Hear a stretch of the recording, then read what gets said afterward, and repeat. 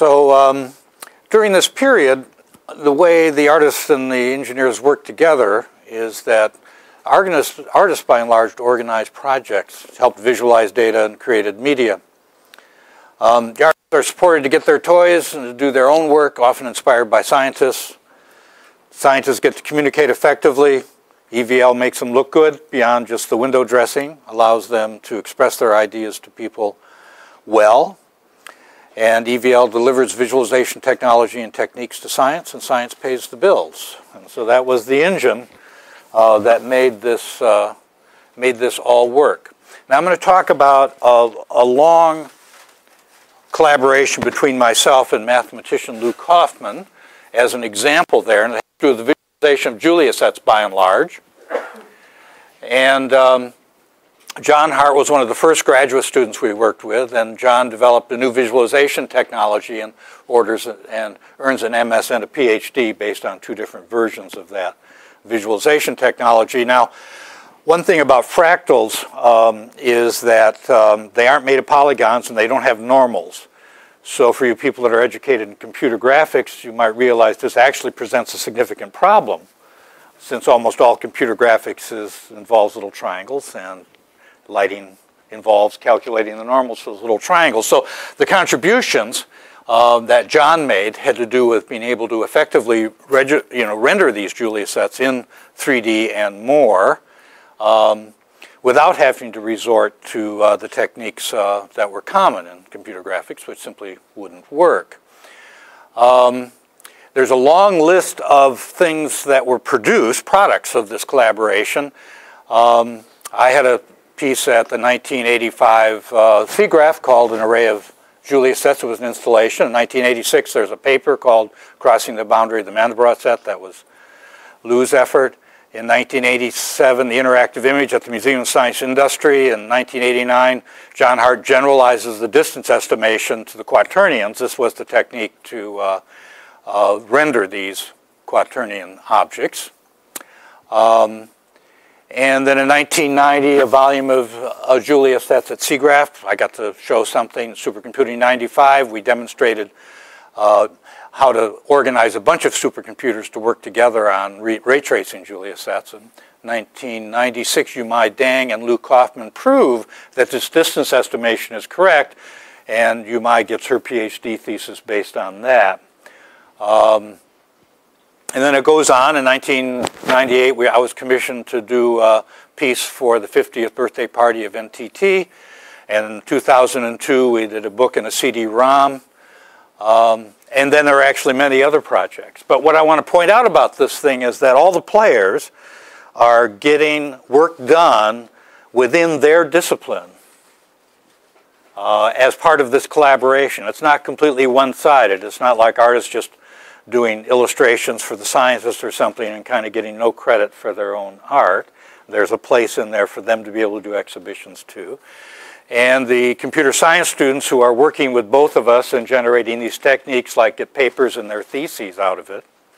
And then I get to do exhibitions because I was in the art department. They didn't care very much about my publishing in the computer science field. What they cared about was exhibitions. That's how I get, how it gets decided that I get tenure and whatever is based on exhibitions. So I'm going to show work that came out of that.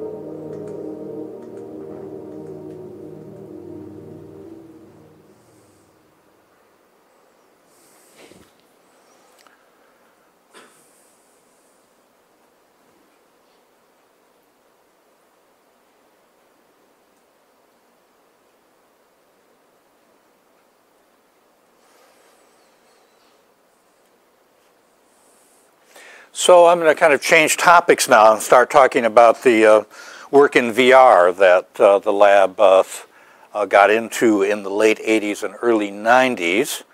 The basic concepts of virtual reality have been around really since 1965, and here's a little show and tell about that.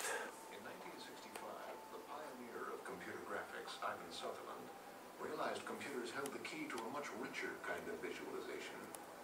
He wondered what it would be like to reach through the screen itself and surround himself in a simulated world. This experimental helmet gave the user the illusion of being inside a three-dimensional world. As he moved his head, so the pictures changed accordingly. The technology was barely able to handle a simple geometrical world in those days. So I think the point here is that although in 1965 a very forward thinker invented the basic principles of virtual reality, the technology was able to support about what you saw. And that wasn't kind of enough because it had to be done in real time. It couldn't take advantage of animation. And so the development of virtual reality kind of hung there until really the late 80s and the early 90s when computers became powerful enough to do this stuff in real time again.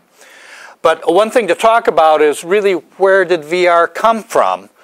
And I think conventional media would pin it essentially to flight simulators and the work at NASA in the mid-80s. But I rather think that it has to do really with another tradition of essentially Sensorama, where this was a motorcycle simulator. It blew air in your face, and it allowed you to have a very immersive experience. That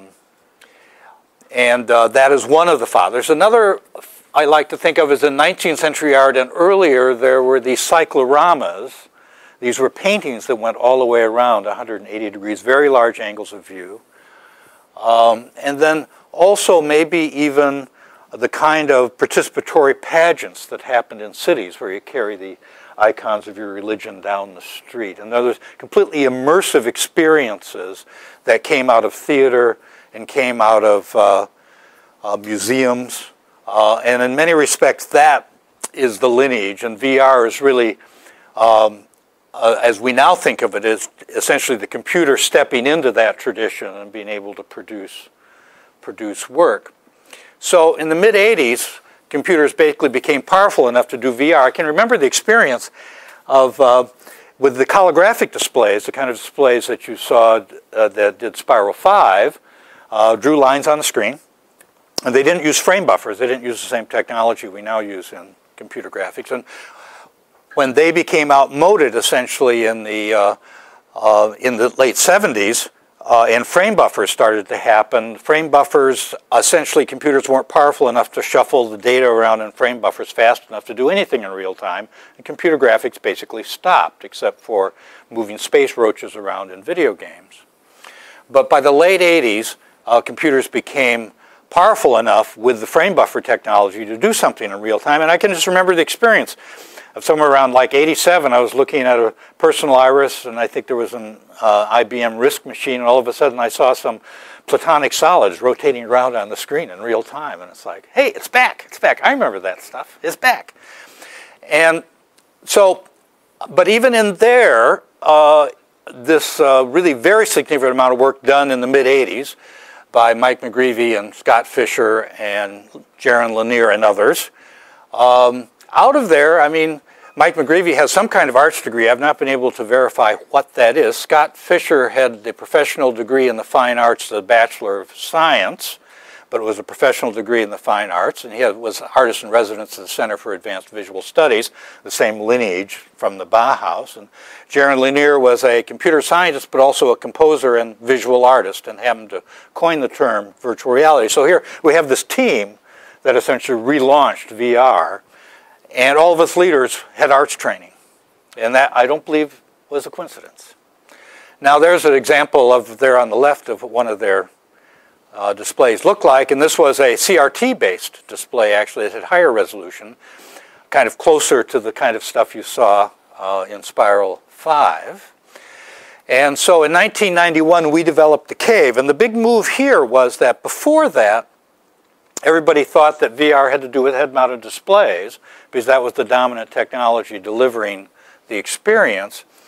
But Tom and I were sitting down one day and said, well, what if we were sitting down next to a big stereo projection screen that we had done for the Museum of Science Industry, and said, well, you know, essentially, could we do VR by just surrounding us with projection screens? And I thought about it for a few minutes, and I had been working in auto stereo and doing these kind of off-axis perspective projections to do the auto stereo stuff. So it was very clear to me that you could create all the properties of a VR in a projection-based display. And so then we proceeded to develop the cave and essentially changed the technology and eventually changed the dominance of the technology that became VR. So what is VR? We can think of it about a couple of ways. You could think of it as a new communication medium like radio and TV and books, or you could think of it as a better human-computer interface, you know, like the WIMP or the GUI. And it's really both. It's like part science and part engineering, part art, and of course part money. But the important thing here is that virtual reality as a term is an oxymoron, and it brings up all these kind of irrelevant philosophical, from my point of view, irrelevant philosophical decisions, you know, ideas about will it replace reality, is it a form of brainwashing, you know, all this kind of garbage. No, it's a new medium of expression like radio and television. And people experience it as a medium, they understand it as a medium, we're extremely good at understanding mediums, and although we can be scared by a train barreling at us in a movie theater, we know it's not real, because it's a medium of expression, and we're very experienced with it. So what are the defining properties? The defining properties are real-time interaction, stereo vision, the second eye is more than just standby equipment, remember that, surround vision, no frame edges, and then viewer-centered perspective. And so, although there would be various ways to define it, to me these are the cardinal properties, and we should add sound. I always find VR to be kind of empty without sound. Then we could add smell, and we could add tactile feedback. And I'm not really saying if you don't have one of these, it's not VR, but if you don't have a lot of these, it's not VR. That's my position. I want to talk about viewer-centered perspective for a moment because it is, to me, the most interesting thing about VR. And it's, first of all, it's the first redefinition of perspective since the Renaissance. And here is Durer's designer of the Lying Woman. And so this is a model for the real world, or perhaps for the computational model. This is a metaphor for computation. And what he's doing here is looking from this obelisk through this grid at the object and then transferring those points down onto a drawing paper. And it kind of shows how perspective is done. You could think of it as a way to learn to draw perspective. You could think of it as a way to actually not learn to draw perspective, but just have a procedure for doing it. But what people tend to ignore about perspective is this obelisk. And that is that classical perspective is only correct from one point of view, and for a practical matter, you're never there. I mean, if it's a photograph and you're exactly the right distance back, you know the focal length of the lens or something, you could be there. But as a matter of fact, you're never there. So the perspective in some important sense is always wrong. Now, we've learned to read that perspective very effectively and read depth information from that perspective very well. But it simply is not correct. And what VR brings to the game essentially is by tracking the positions of the eyes somehow. In projection-based VR, you don't need to know where the eyes are looking, but you actually need to know where the projection point in the eyes are. And with that information, we're generating the perspective for your eyes. It becomes a first-person experience. You are not getting the view of the world through a narrator or through somebody else's camera. You're getting a view of the world through your eyes.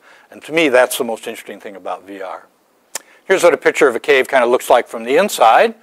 My favorite projection-based cave at the moment is the Star Cave. And it's made up of 17 screens, 34 projectors. And there's what it looks like inside. And I'm going to play a work that I recently completed, a document of a work I recently completed for the Star Cave.